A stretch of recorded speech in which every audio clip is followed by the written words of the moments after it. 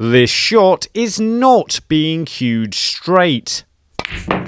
So why does it still go in? Well, at the same time it's being pushed offline at the wrong angle, it's also being struck with side spin.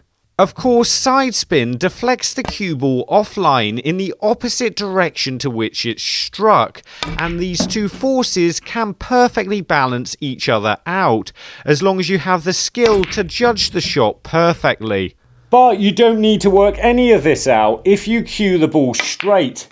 To do this, you need to get your cue in line with the shot, and this starts with getting your stance right. The basics of which is having a cue side leg with a knee straight and an opposite leg with a knee bent inwards towards the table. The feet should be slightly wider than shoulder width apart, with the weight going forward onto the table. All of this improves balance and stability. But the advanced part is standing in the correct place, so it gets both the front of your cue and the back of your cue on the line of the shot, and it's this that makes the pot easier. Of course, it's possible for me to stand here and still cue along the line of the shot if I reach over the right amount, and it's possible I'm still going to even cue the ball straight, but that takes a lot more effort than I do standing in this position where I naturally bring my tip down to the cue ball and my cue is automatically on line with the shot, so I don't even have to think about it. I know I'm going to play it straight. So how do you find this exact position to stand in? To find the best place for you to stand, you need to look back along your cue when it's straight in line with the shot and work out where your foot's going to be relative to the cue. Should we move it over left a little bit, then you can see the cue now points more to the right, and that's likely to throw the object ball to the left when we strike it. However, if we then move the foot back to the right a little bit, let's move over here, that'll have the opposite effect and generally speaking hit the object ball to the right. This means you can work out the best place for you to stand by lining up straight shots and work out the position of your feet in relationship to your cue. You don't even need any lines because they'd be in the same position your cue is. Generally speaking, if the shot goes to the left, then just move your foot to the right, and if the shot goes to the right, move your foot to the left until you find the perfect place for your foot where the shot goes absolutely straight. And once all the shots start going in with minimum effort, you just look down at what part of your foot or possibly leg is underneath the cue. This is the part of your body you need to get in line with the shot as you walk into the table, ideally without looking at it. Because at this stage you want to be looking at the object ball, but if you can get your foot in line with the shot in this position, then your cue should be in line with the shot, so when you go to play it, you should be able to pot the ball with minimum effort. The more accurate you can be with this, the easier you're going to find the shots when you strike the cue ball, because you'll already be in the perfect line. So now you know the correct place to stand, here's a few more advanced tips that are going to help you cue straighter and stay in the right place. To get in the correct position, start a couple of steps back from the shot so you can hold your cue above the line of the shot, which allows you to keep it at the correct angle all the way to the table and also allows you to see where the line of the shot would continue across the floor. So you can position your foot as we showed in the previous step, getting that in exactly the right place. Once you take a couple of steps forward, you should be standing in the correct position so you can just get down on the shot. And that should mean you're on the correct line and you can play the shot dead straight. The bridge hand. The basics are place your hand flat on the table, lift your knuckles up and bring your thumb in. This allows you to run your cue along your thumb quite comfortably. But this isn't basics, this is advanced tips. 1. The main problem players have with their bridge hand is their thumb collapsing like that as they play the shot, which will look something similar to that and can obviously cause you to miss. That's why it's vital to keep the thumb tight into your hand at all times and not move it. 2. Try and keep your hand to your elbow on the table at all times. Not only does this make you more stable, but the more you can keep this bit of your body still, the less the rest of your body will move. And this is the most vital part of your body to keep still, because if the rest moves, it only sort of goes up and down, and that doesn't really stop you potting the ball. 3. Position your bridge hand a distance from the cue ball that when you pull your cue back all the way, it only just about falls off the back of your bridge hand. This means for the majority of shots, you won't need to pull the cue back that far. And if you want to play a harder shot, you just slightly adjust it and bring your bridge hand back a tiny bit further. And 4, for no reason whatsoever, tap your middle finger repeatedly.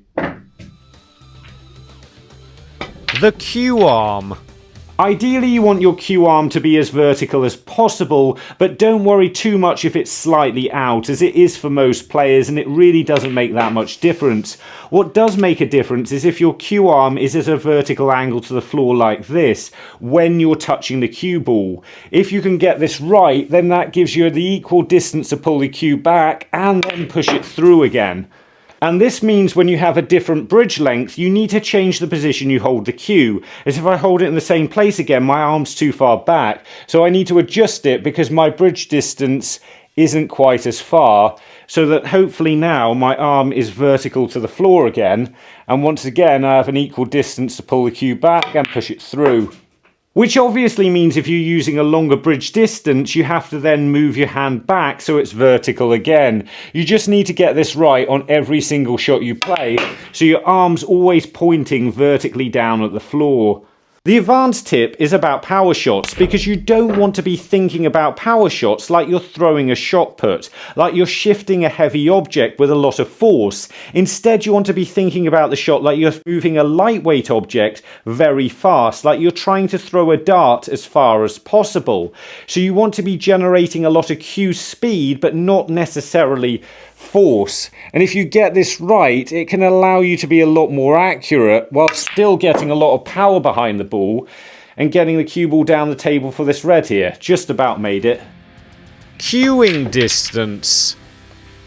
You can improve the accuracy of your strike by pulling your cue back to the perfect distance for the specific shot you're playing. If I don't pull my cue back far enough on a shot like this, then it means my cue has to accelerate a lot in a short space of time. And that means it's unlikely that I can cue it straight. And if you notice, my cue jumped up in the air there because I had to push it through so hard.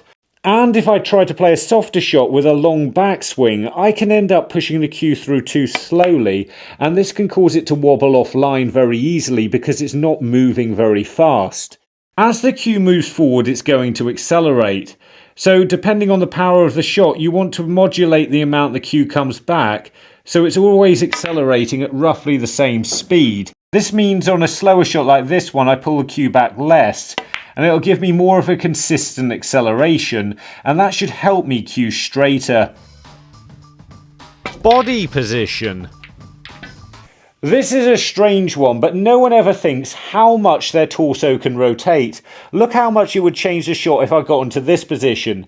It's unlikely I'm going to do this without noticing, but honestly I might get to there without noticing, and I can rotate my torso back the other way about that far, so I could probably get to about there without noticing. So that gives between here and here, where I'm going to play the shot completely differently if I start with my torso in that position. So just be aware when you come to the table of where your body is and try and keep this consistent as possible. Before the next one, let's just find Zach, who's from Tashkent, Uzbekistan, which is there. Gripping the cue. Grip the cue with your index finger and thumb and wrap them round. You want to keep this grip fairly firm and your back three fingers a little bit looser. So as you pull the cue back and push it through again, they can help keep it level. So when you're on the shot, you then just want to make sure your back three fingers are in contact with the cue loosely all the way through the backswing and follow through. So when it goes back, they're still in contact with the cue and then they help push it through on the way forwards. The advanced tip is to select a part of your grip. Now this could be the V where you hold the cue, this could be the tip of your index finger, or in my case the tip of my little finger. And what you want to do is try and work out where you think this is ending up when you play a good shot. So for me, that's ended up roughly underneath my cue there. So then on the next shot, I can just go and play it and work out where my little finger ends up again, which is exactly the same place, and I played the shot really well. It's a big mistake to play around with your grip because it can completely affect the angle of the rest of your cue arm and the way you play the game. So don't think about it, just wait until you've played a shot well and then work out exactly where your hand is and then try to repeat this. But it's almost impossible to cue the ball perfectly straight. No matter how well you do, like I said at the start, you're always allowing for at least a small trace of side spin. And that means you need to know eventually how to play with side spin. So that's what the next video in this series is all about. And if you want to see the previous video in the series, you can click here to see how to line up the shot better and aim better on the shot. And remember, don't just watch, play, and make the commitment to becoming a better player by subscribing to the channel and visit the website. See you later.